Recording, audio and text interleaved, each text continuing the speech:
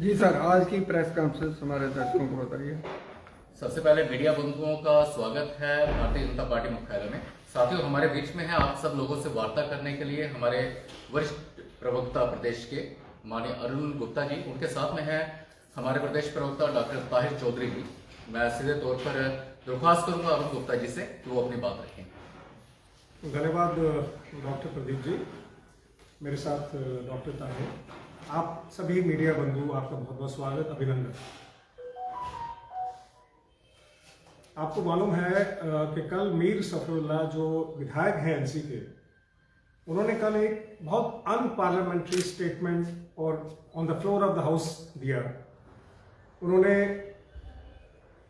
एक ऐसी गैर जिम्मेदाराना एक स्टेटमेंट दिया जो बहुत ही, उसको हम कंडेम करते हैं। अभी भी एनसी जो है अभी भी अपने पुराने माइंडसेट पे चलती है। जो मन किया बोल दिया, जहां जो मन किया असेंबली के फ्लोर पे जो मन किया वहां भी बोल दिया, इसलिए क्योंकि पहले भी उनकी आदतें बड़ी हुई हैं वैसी। लेकिन अब जो है ऐसा नहीं चलेगा। 2019 में जब हम यहाँ पे एक न्यू इंडस्ट्रियल पॉलिसी यहाँ पे आई थी, उस न्यू इंडस्ट्रियल पॉलिसी में 28,400 करोड़ का एक बहुत बड़ा एक पैकेज दिया गया था जम्मू कश्मीर में। और उस पैकेज को पूरी कंट्री में बहुत से इन्वेस्टर जो थे वो यहाँ पे आए, और इन्वेस्टर आने के बाद उन्होंने यहाँ पे काफ़ी इन्वेस्टमेंट के प्रपोजल भी दिए। और आज की डेट में वो जो प्रोजेक्ट है जो 2019 में था 28,400 करोड़ का, वो ख़त्म हुआ है। काफ़ी इंडस्ट्री जो है वो लगी हैं, काफ़ी इंडस्ट्री पाइपलाइन में है। लेकिन फ्लोर ऑफ द हाउस पे ये इरिस्पॉन्सिबल स्टेटमेंट देना कि एक भी इंडस्ट्री नहीं लगी है उन जमीनों पे, और ये स्टेटमेंट देना कि जो इंडस्ट्री जो है जहां नहीं लगी वो जमीन वापस दे दो, और वो मीर सफरुल्लाह अपने मुख्यमंत्री जो इस प्रदेश के इस यूटी के मुख्यमंत्री हैं उनको सजेस्ट कर रहे हैं कि आप जो है जमीनें वापस ले लीजिए। तो आपको लगता है कि आप कुछ भी फ्लोर ऑफ द हाउस पे बोल देंगे और आप जो कहेंगे उसी के ऊपर एक्शन होना शुरू। 2019 के बाद जब जिस तरह की इसके ऊपर रिस्पांस मिला है और जिस तरह इसके ऊपर लोगों ने इन्वेस्ट किया है, जिस तरह इन्वेस्टमेंट हुई है और जिस तरह के यूनिट्स बने हैं, आप कठुआ में जाके देखिए, और जितने प्राइवेट इंडस्ट्री स्टेट भी बने हैं वहां पे भी जाके आप देखिए कितने बड़े बड़े यूनिट्स आ गए। एनसी हमेशा क्लेम करती है कि एनसी जो है वो वेल विशर है लोगों की। एनसी क्लेम करती है कि उन्होंने वेल विशिंग के लिए बहुत अच्छा काम किया लोगों की। लेकिन सबसे बड़ी प्रॉब्लम ये है कि एनसी, जब से एनसी इस सिस्टम में आई है राइट फ्रॉम 1947, उन्होंने कभी भी अपने सवाए जो उनके अपने पर्सनल मफाद हैं उनके सवाए कभी भी उन्होंने बात नहीं की। अब सबसे बड़ी बात यह है कि एनसी जो है, जैसे मैंने पहले कहा, ना उनकी पहले आदतें बदली, ना उनकी आज आदतें बदली, सेम आदतें उनकी आज भी चलती हैं, कुछ भी वो बोल देते हैं। जम्मू की अगर आप बात करें, जम्मू में कठुआ में यूनिट्स लगे। कश्मीर की अगर आप बात करें, कश्मीर में होटल इंडस्ट्री को, जिसको इंडस्ट्री का एक स्टेटस दिया गया है, वहां भी होटल लगे हैं, बहुत बड़े बड़े होटल आए हैं।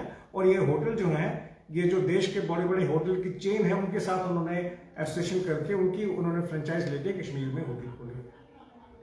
तो क्या इसका मतलब ये हुआ कि ये पूरी इंडस्ट्री पैकेज में जो भी कुछ हुआ है उनके हिसाब से, जो मीर सफरुल्लाह के हिसाब से, कुछ भी नहीं हुआ? ना जम्मू में कुछ हुआ, ना कश्मीर में कुछ हुआ। उनको पहले फैक्ट्स पता करने चाहिए थे, उनको पहले जो तथ्य थे वो पता करने चाहिए थे, उसके बाद उनको फ्लोर ऑफ द हाउस पे कोई बात करनी चाहिए थी। भाजपा उनको आगाह करना चाहती है कि इस तरह की स्टेटमेंट्स और इस तरह के इररिस्पॉन्सिबल अनपार्लियामेंट्री स्टेटमेंट जो हैं वो एक्सेप्टेबल नहीं है जम्मू कश्मीर में। आपको अगर बात करनी है तो आपको अपने तथ्यों पे बात करनी होगी। अगर आपको बात करनी है तो आपको फैक्ट्स को समझना होगा, उसके बाद बात करनी होगी। क्योंकि ये यूटी आपकी विरासत नहीं है कि आप जब चाहें जो चाहें बोल दें। और जब आप इररिस्पॉन्सिबल स्टेटमेंट देते हैं तो उसकी वजह से एक जो इन्वेस्टर है उसका जो एक मनोबल है वो डामाडोल होता है। और हमारी जनरेशन जो है आगे, जो जिनके लिए हम ये विकास कर रहे हैं, जिनके लिए हम इस स्टेट को बहुत दूर लेके जाना चाहते हैं, यूटी को दूर लेकर जाना चाहते हैं, उनका मनोबल जो है वो डिस्टर्ब होता है। और हम ये चीज जो है बिल्कुल भी किसी कीमत पे, किसी हद तक हम एक्सेप्ट नहीं कर सकते। एक बहुत अजीब सी बात उन्होंने कही कि ये जो लैंड्स का इशू था, इंडस्ट्रियल लैंड्स का इशू था, इसमें सारा लूट खसूट है। ये लूट खसूट तो टर्मिनोलॉजी एनसी की है। एनसी वाले तो समझते हैं लूट खसूट को, हमको ये लूट खसूट की भाषा आती ही नहीं। और उन्होंने ये भी फ्लोर ऑफ द हाउस पे कहा लूट खसूट हो रही है। क्या होता है लूट खसूट? लूट खसूट वो है जो वो करते हैं, लूट खसूट वो है जो वो करते रहे हैं, लूट खसूट वो है जो आज भी उनका माइंडसेट लूट खसूट का है। भाजपा का ना कभी था, ना भाजपा का कभी है, ना भाजपा का कभी होगा। क्योंकि अगर हमारा ये माइंडसेट होता तो हमने देश को आज यहां तक नहीं लेके आए होते। हमारे प्रधानमंत्री आज जिस लेवल पे हम चल रहे हैं, चाहे वो इंटरनेशनल की बात कर रहे हैं, चाहे अपने देश की बात कर रहे हैं, हम इस लेवल पे नहीं आए होते अगर हम इन लोगों की तरह लूट खसोट की टर्मिनोलॉजी पे चलते। तो हमारा उनको यह भी कहना है कि जब आप कोई एक्सप्रेशन यूज करें, आपके एक्सप्रेशन में वो मर्यादा का उल्लंघन नहीं होना चाहिए फ्लोर ऑफ द हाउस पे। ये लूट खसूट की टर्मिनोलॉजी हमारी नहीं है, ये आपकी है। आपको मुबारक हो। आपने यही तो किया 1947 के बाद। आप मल्टीपल टाइम आप गवर्नमेंट में आए, गवर्नमेंट में आने के बाद आपने कभी भी काम नहीं किया। वो चंद लोग जो आपके आगे पीछे सिस्टम में रहते हैं, उन्हीं की आप बात करते हैं, वही आपको उनका आपका फायदा लेते हैं। वही जो लोग हैं आपके साथ उठते बैठते हैं। तो आप अच्छी तरह समझते हैं कि लूट खसूट किसको कहते हैं। और ये जो इररिस्पॉन्सिबल स्टेटमेंट्स हैं, इसके बारे में हमारा दोबारा कहना ये है, और हम अपने इस प्लेटफॉर्म से और आपके माध्यम से ये कहना चाहते हैं उन लोगों को जिन लोगों ने इन्वेस्ट किया है, जिन लोगों ने यहाँ इंडस्ट्रियल यूनिट लगाया है, कि आपको किसी भी तरह से परेशान या घबराने की जरूरत नहीं है। गवर्नमेंट ऑफ इंडिया ने जो कमिट किया है, गवर्नमेंट ऑफ इंडिया उस पर स्टैंड करती है। गवर्नमेंट इंडिया उसको पूरा किया भी है, और आगे भी जो इंडस्ट्रियल कमिटमेंट्स की हैं उसको पूरा करेंगे।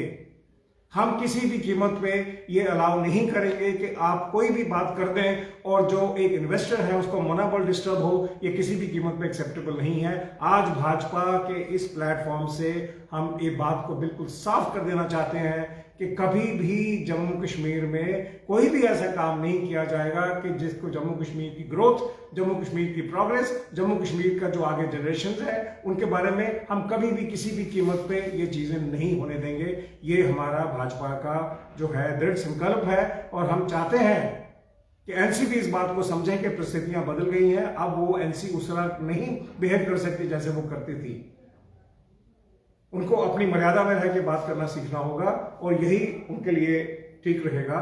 मैं अपनी बात को कंक्लूड करते हुए भाजपा दोबारा उन सब इन्वेस्टर्स को जम्मू में हो या कश्मीर में हो कि आपने गवर्नमेंट ऑफ इंडिया के जो पैकेज में आपने जो कमिटमेंट हमसे ली है, जो आपने कमिटमेंट की है, जो आपको कहा गया है, वो सारा का सारा पूरा होगा, पूरा हुआ है, पूरा होगा भी। ये हमारी कमिटमेंट है, आपको घबराने की जरूरत नहीं है। मेरे साथ डॉक्टर ताहिर हैं, ये भी अपना रखेंगे। देखिए, पिछले कुछ दिनों से जब से असेंबली स्टार्ट हुई है, हर रोज कोई ना कोई ऐसा बयान नेशनल कॉन्फ्रेंस की तरफ से असेंबली में आता है जिससे पूरे देश के लोगों को, पूरे जम्मू कश्मीर के लोगों को ठेस पहुंचती है। नेशनल कॉन्फ्रेंस को अपनी सोच बदलनी पड़ेगी, क्योंकि ये पुराना जम्मू कश्मीर नहीं है। जम्मू कश्मीर बदल चुका है। एक तरफ से ये रोजगार की बात करते हैं, एक तरफ से जो इन्वेस्टर्स जम्मू कश्मीर में एंटर होते हैं उनका ये मनोबल गिराने की बात करते हैं। अगर कश्मीर में इन्वेस्टमेंट होती है तो इनको कोई प्रॉब्लम नहीं होती, लेकिन जम्मू में इन्वेस्टमेंट नहीं होनी चाहिए। जम्मू के लोगों को रोजगार नहीं मिलना चाहिए, जम्मू के यूथ को रोजगार नहीं मिलना चाहिए। ये इनकी जो सोच है ये सामने नजर आती है। मुझे लगता है कि उमर अब्दुल्ला साहब को इस चीज के बारे में सोचना चाहिए। एक तरफ से स्टेटहुड मांगते हैं, एक तरफ से इस तरह की जब बयानबाजी की जाती है, जो सेंट्रल हाईकमांड एक कदम आगे बढ़ी होती है स्टेटहुड के मसले में, वो 10 कदम पीछे हो जाती है इनके बयानों की वजह से। इनको अपने बयान बदलने पड़ेंगे, अपनी सोच बदलनी पड़ेगी, और जम्मू कश्मीर की डेवलपमेंट को लेकर अगर कोई भी बाहर से इंडस्ट्री आती है तो उसका वेलकम करना पड़ेगा। ये मैं कहना चाहता हूँ। मुझे लगता है कि उमर अब्दुल्ला साहब इस चीज को देखेंगे, सोचेंगे, उस पर विचार भी करेंगे। गुप्ता साहब, मेरा एक सवाल रहेगा। आपने बाहर के इन्वेस्टर की बात की, local industry son of the soil जो लंबे समय से कोरोना के टाइम में भी यहाँ थे और रोजगार देते हैं, उन 70% इंडस्ट्री जो है वो बंद होने के कगार पर है। टर्नओवर इंसेंटिव जो है 250 करोड़ रुपया था, जिसके ऊपर 2200 करोड़ की कैप लगा दी गई। अगर इंसेंटिव नहीं होगा तो वो सर्वाइव कैसे करेंगे? दूसरा मेरा सवाल रहेगा, नेबर स्टेट जो है हिमाचल है, वहाँ पे लोकल जो है लोगों को 70% लोगों को रोजगार मिलता है। बाहर के इन्वेस्टर आएंगे, वो अपनी लेबर साथ लेके आते हैं। जम्मू कश्मीर को क्या फायदा हुआ? दो सवाल पूछे आपने सिद्धू जी। पहला आपने ये कहा कि जो टर्नओवर इंसेंटिव था, वो टर्नओवर इंसेंटिव जो है वो अभी तक लोगों को नहीं मिला। आपकी बात कुछ एक्सटेंट तक ठीक है, क्योंकि इसके ऊपर हमने भी संज्ञान लिया है। भारतीय जनता पार्टी ने इसके ऊपर काफी गहराई से समझा है, काम किया है। काफी इंसेंटिव जो हैं अब रिलीज होना शुरू हुए हैं, और जो बचे हैं वो भी रिलीज हो जाएंगे। क्योंकि क्या था कि इसको पैकेज के साथ उन्होंने क्लब कर दिया था, जो जिसको हमने सेपरेट कराया है कि इसको आप जो पुरानी इंडस्ट्री है, जो इंडस्ट्री पैकेज में नहीं है उनका, क्योंकि उनके सर्वाइवल के लिए एक फेयर फील्ड प्ले के लिए उनको बड़ा इंपॉर्टेंट है कि उनको जो है ये जो इंसेंटिव है उनके, ये प्राइम टाइम पे दिए जाए। नंबर 1। नंबर 2, जो आप कहना चाह रहे हैं कि लोकल एम्प्लॉयमेंट जो है वो इन इंडस्ट्रीज को, जितना भी स्टेट का जो कैपेक्स फंड होता है जो स्टेट की तरफ से मिलता है, वो मिलता ही आपको इसलिए है क्योंकि आप अगर लोकल एम्प्लॉयमेंट देते हैं। तो लोकल एम्प्लॉयमेंट के ऊपर काफी जोर है। और आपको आपकी इन्फॉर्मेशन के लिए बता दूं, अभी पूरी इंडस्ट्रीज में एक सर्वे चल रहा है जहां पे ये लोकल एम्प्लॉयमेंट जितनी भी है उसके ऊपर जो है पूरी इन्फॉर्मेशन ली जा रही है, पूरा उस पर काम किया जा रहा है। और ये अगर थोड़ी मोड़ी कहीं प्रॉब्लम है तो ठीक हो जाएगी। 28,400 करोड़ रुपया जो आया, उसमें से सिर्फ बाहर के इन्वेस्टर को फायदा हुआ, लोकल इन्वेस्टर को उसमें इंसेंटिव नहीं मिला।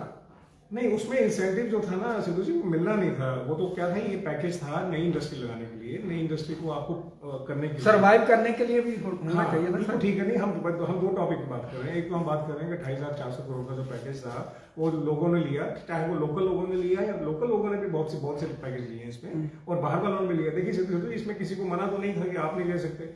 बाहर वालों ने लिया, लोकल ने लिया, जो आया उसने ले लिया, ये तो हुआ एक बात। दूसरा, आप जो कहना चाह रहे हैं कि ये जो इंसेंटिव है, जो आप कहना चाह रहे हैं, इंसेंटिव इसका पार्ट है। इंसेंटिव एक स्टेट कैपेक्स बजट का हिस्सा होता है, और वो सेंटर एक सेपरेट जो है फंड करती है, और उसके लिए मैंने आपको जैसे बताया, उसके लिए फंडिंग आ गई। एक सवाल मेरा लास्ट में ये रहेगा, पहले जो होता था गवर्नमेंट जितने भी इदारे थे जहाँ की प्रोडक्शन, वहाँ पे लोकल जो इंडस्ट्री वहाँ पे उनकी खपत होती थी।